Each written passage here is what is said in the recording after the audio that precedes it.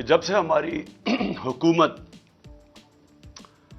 ہماری حکومت ہٹائی گئی ایک سازش کے تحت، میں اس دن سے ایک ہی بات بار بار کہتا رہا کہ پاکستان میں جب تک صاف اور شفاف الیکشن نہیں ہوں گے، مزید ہمارا ملک ایک دلدل میں پھنستا جائے گا۔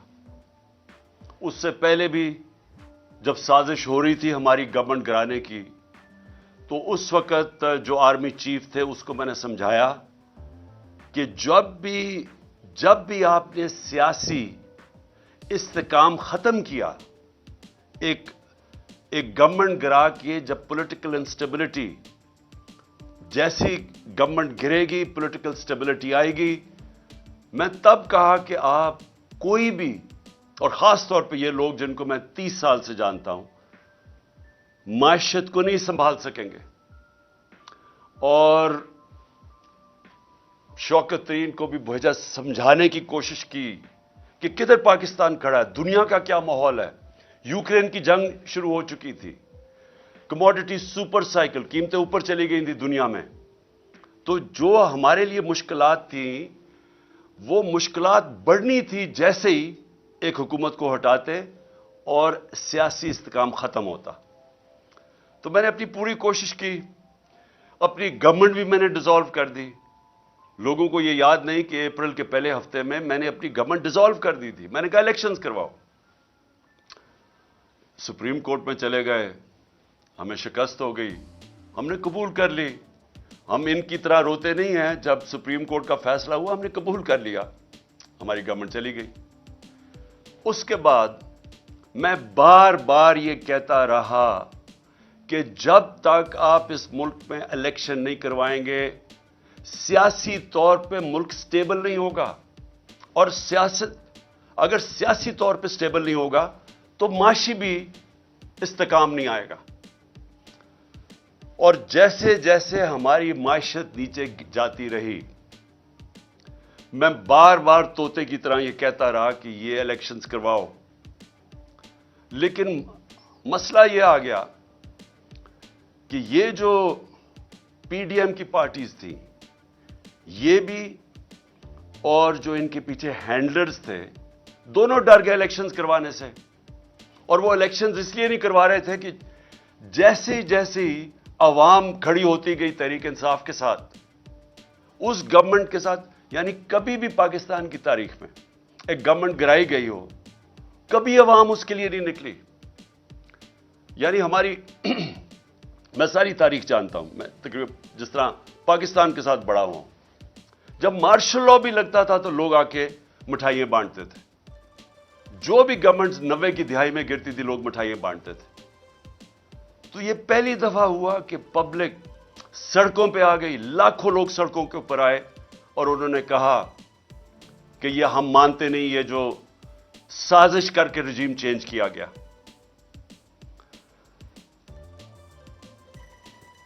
بدقسمتی سے بجائے میری بات سننے کے لیے، کیونکہ میں تو وہ کہہ رہا تھا جو پاکستان کی بہتری تھی، بجائے میری بات سننے کے، ہمارے کارکنوں کے اوپر جو سختی کی گئی۔ میں جنرل مشرف کے مارشل لاء کے اندر اپوزیشن میں تھا، مجھے جنرل مشرف کے مارشل لاء میں جیل میں گیا۔ میں آج آپ سب کے سامنے کہتا ہوں کہ کبھی میں نے اس ملک کی تاریخ میں اس طرح کی سختی نہیں دیکھی جو انہوں نے ہمارے پہ کی۔ کارکنوں کو جیلوں میں ڈالا۔ 25 مئی کو میں بار بار کہتا ہوں جو ظلم کیا انہوں نے، لوگوں کے گھر 3 بجے لوگوں کے گھروں میں گھس کے، نہ چادر نہ چار دیواری، لوگوں کو اٹھا کے لے گئے۔ کبھی ایسے نہیں ہوا پاکستان میں۔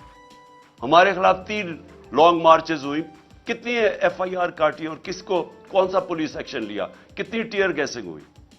لیکن 25 مئی کو جو انہوں نے ہمارے سے کیا، اور اس کے بعد مسلسل کرتے رہے، ایف آئی آرز کے اوپر ایف آئی آرز کاٹتے گئے میرے کارکنوں پہ، لوگوں کو جیلوں میں ڈالا، پھر وہ نکلے، پھر کچہریوں میں چکر لگائے، ہراساں کیا گیا۔ میرے اوپر اب تک 74 ایف آئی آر کٹ چکی ہیں۔ کتنی دفعہ میں کچہریوں میں پھرا ہوا ہوں اور بیلیں کرواتا پھرا ہوں۔ صرف اور صرف ہمیں دبانے کے لیے کہ ہم شاید ڈر جائیں گے, ہم گھبرا جائیں گے, ہم دل برداشتہ ہو جائیں گے. صحافیوں سے جو کیا گیا, کبھی پاکستان میں اس طرح, اور صحافیوں سے کن سے کیا گیا؟ وہ صحافی جن کی اس معاشرے کے اندر ایک پہچان تھی, کریڈیبلٹی تھی, محب وطن تھے, ان صحافیوں سے جو انہوں نے کیا.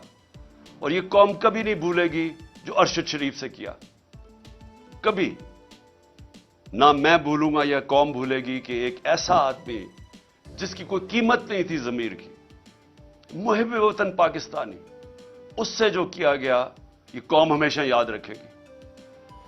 اس کے علاوہ